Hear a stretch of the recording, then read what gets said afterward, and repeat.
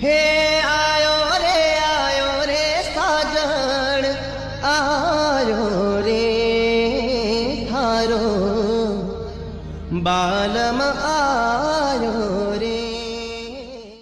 અરે તાર તો હુવા જ પડી લાગે પણ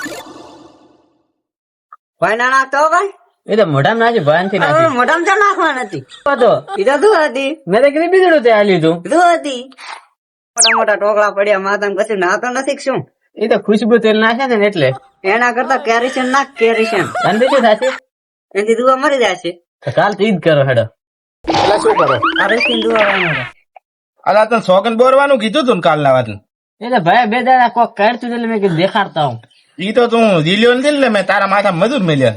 1.5 મહિના પહેલા જ દિલ્યા છું હું. તો એ 3 મહિના નહીં આવે ચાલશે.